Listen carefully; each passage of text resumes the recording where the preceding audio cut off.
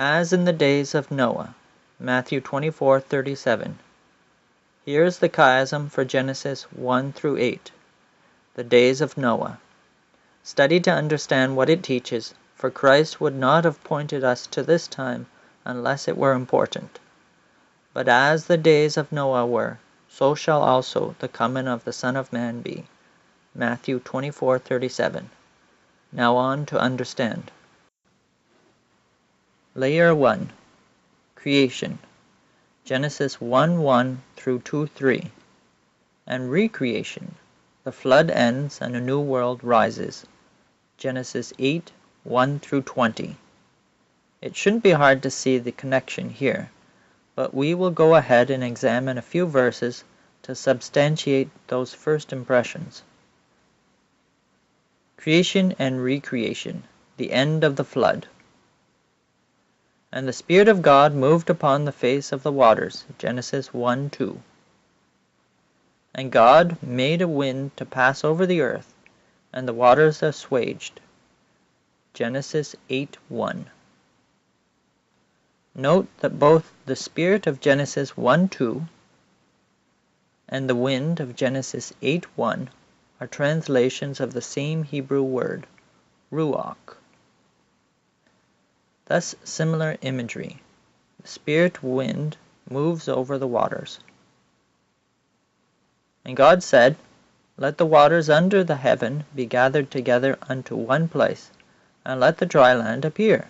And it was so. Genesis 1:9. And the waters decreased continually.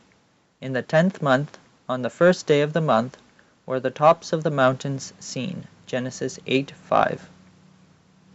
Once again, similar imagery, the separation of the dry land and the waters.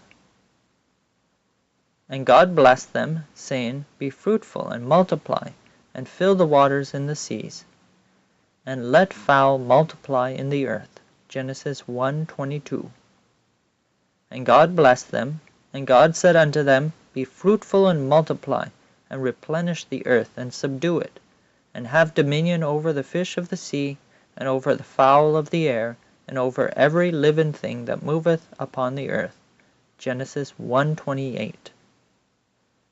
Bring forth with thee every living thing that is with thee, of all flesh, both of fowl, and of cattle, and of every creeping thing that creepeth upon the earth, that they may breed abundantly in the earth, and be fruitful, and multiply upon the earth.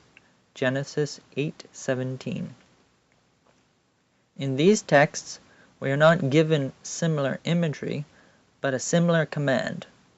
God gives the command to be fruitful and multiply and fill the earth. And on the 7th day God ended his work which he had made, and he rested on the 7th day from all his work which he had made. And God blessed the 7th day, and sanctified it, because that in it he had rested from all his work which God created and made. Genesis 2:2 and 3. And Noah builded an altar unto the Lord. Genesis 8:20.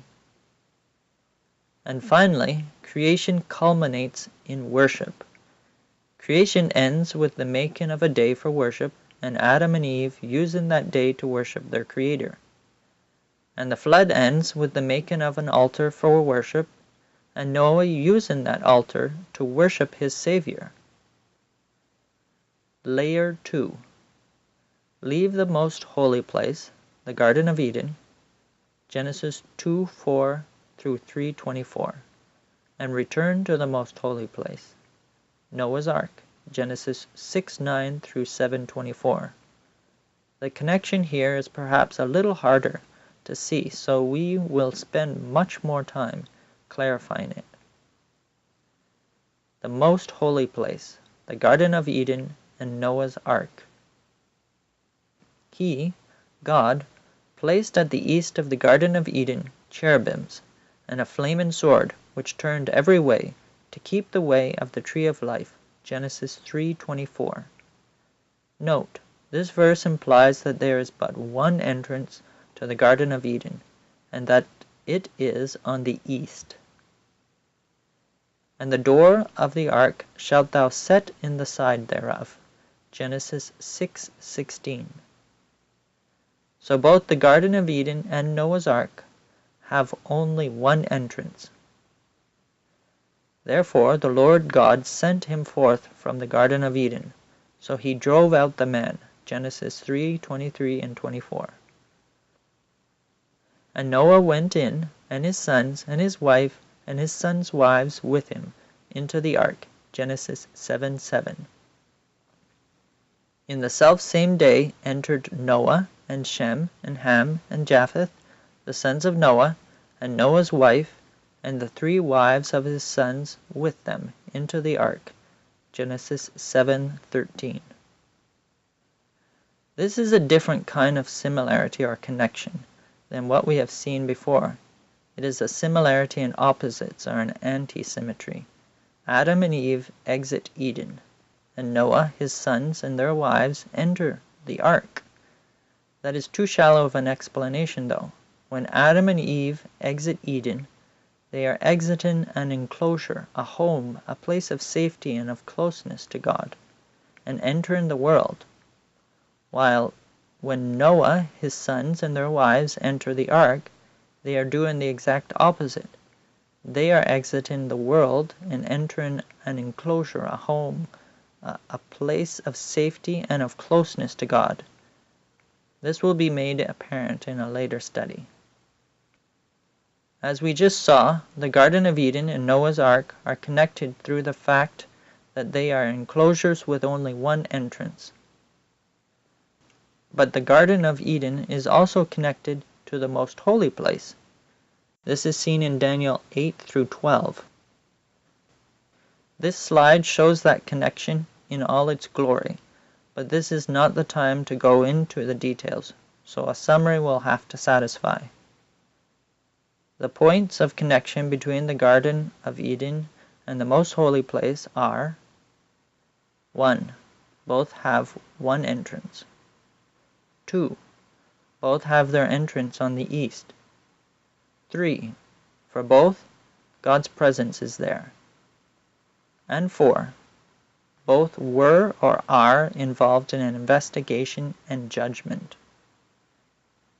But the most holy place, specifically of Solomon's temple, is also connected to the New Jerusalem. This is seen in Revelation 21. This slide shows that connection in all its glory, but this, once again, is not the time to go into the details, so a summary will have to satisfy. The points of connection between the most holy place and the New Jerusalem are: 1. Both are cubes, their length, breadth, and height being equal. 2. Both are associated with a mountain. And 3. For both, God's throne is there. But the New Jerusalem is also connected to Noah's Ark. This is seen in Revelation 20. This slide shows that connection in all its glory, but this, once again, is not the time to go into the details, so a summary will have to satisfy. The points of connection between the New Jerusalem and Noah's Ark are: 1. Each passes through a rain and rides a flood which purifies the earth. And 2. Both are associated with a rainbow. Layer 3. Cain and Abel separate, resulting in persecution and death. Genesis 4, 1 through 16. And the descendants of Cain and Abel unite, the daughters of men and the sons of God. Genesis 6, 1 through 8. The connection here is obvious, I believe, so the only time we will spend is in looking at the structure of Genesis 6, 1 through 8. And it came to pass, when men began to multiply on the face of the earth, and daughters were born unto them, that the sons of God saw the daughters of men, that they were fair, and they took them wives of all which they chose. And the Lord said, My spirit shall not always strive with man, for that he also is flesh, yet his days shall be 120 years. There were giants in the earth in those days, and also after that, when the sons of God came in unto the daughters of men, and they bare children to them. The same became mighty men which were of old, men of renown. And God saw that the wickedness of man was great in the earth, and that every imagination of the thoughts of his heart was only evil continually. And it repented the Lord that he had made man on the earth, and it grieved him at his heart. And the Lord said, I will destroy man whom I have created from the face of the earth, both man and beast, and the creeping thing, and the fowls of the air, for it repenteth me that I have made them. But Noah found grace in the eyes of the Lord. Genesis 6, 1-8. The sons of God. And the sons of God. The daughters of men, and the daughters of men. The Lord said, and the Lord said. And there is the structure, a repetition or parallel. Not necessarily useful right now, but in the future. And finally, layer 4, the line of Cain, Genesis 4:17-24, and the line of Abel, Genesis 4:25-5:32. This is the heart of the chiasm and really makes it clear that this structure is here. The line of Cain, Genesis 4:17-24, and the line of Abel, Genesis 4:25-5:32. Cain, who was of that wicked one, the devil, 1 John 3:12. Adam, which was the Son of God, Luke 3:38. And Cain knew his wife, and she conceived and bare Enoch, Genesis 4:17.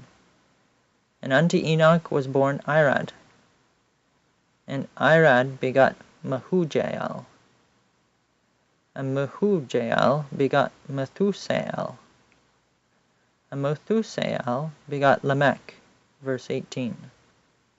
And Lamech took unto him 2 wives. The name of the one was Ada, and the name of the other Zillah. And Ada bare Jabal. He was the father of such as dwell in tents, and of such as have cattle, verses 19 and 20. And his brother's name was Jubal. He was the father of all such as handle the harp and organ, verse 21. And Zillah, she also bare Tubal-Cain, an instructor of every artificer in brass and iron, verse 22. And Adam knew his wife again, and she bare a son, and called his name Seth. For God, said she, hath appointed me another seed instead of Abel, whom Cain slew, verse 25. So Seth is another Abel. And Seth lived 105 years, and begot Enos, Genesis 5:6. And Enos lived 90 years, and begot Canaan, verse 9. And Canaan lived 70 years, and begot Mahalaleel, verse 12. And Mahalaleel lived 65 years, and begot Jared, verse 15. And Jared lived 162 years, and he begot Enoch, verse 18. And Enoch lived 65 years, and begot Methuselah, verse 21. And Methuselah lived 187 years, and begot Lamech, verse 25. And Lamech lived 182 years, and begot a son, and he called his name Noah, verses 28 and 29. And Noah was 500 years old, and Noah begot Shem, Ham, and Japheth, verse 32. 6 generations in the line of Cain. 6 being the number of a man having been created on day 6 of creation. Recall that Cain is of that wicked one, the devil, 1 John 3:12. 10 generations in the line of Abel. 10 being the number of God's law, the 10 Commandments. Recall that Adam is of God, Luke 3:38. We have seen the major differences between the two lines of Satan and 6 verses of God and 10. Now what of the similarities? Cain's line has an Enoch, and so does Abel's. Here is the Hebrew for Cain's Enoch, and here is the Hebrew for Abel's. Identical names. Cain's line has a Lamech, and so does Abel's. Here's the Hebrew for Cain's Lamech, and here's the Hebrew for Abel's. Identical names once again. Cain's line has Cain, while Abel's line has Canaan. Here's the Hebrew for Cain. Note, Hebrew is read from right to left, and the bracketed letter is the normal final form for the letter N in Cain. Here is the Hebrew for Canaan. The letter in red is the difference between Cain and Canaan, a second letter N. Note, we are ignoring vowels as Hebrew was originally written without vowels. Cain's line has Irad, while Abel's line has Jared. Here is the Hebrew for Irad. Here is the Hebrew for Jared. Cain's line has Mehujael, while Abel's has Mahalaleel. Here is the Hebrew for Mehujael. Here is the Hebrew for Mahalaleel. Cain's line has Methusael, while Abel's has Methuselah. Here is the Hebrew for Methusael. Here is the Hebrew for Methuselah. I think it is obvious that the 6 names in Cain's line are very similar to 6 of those in Abel's.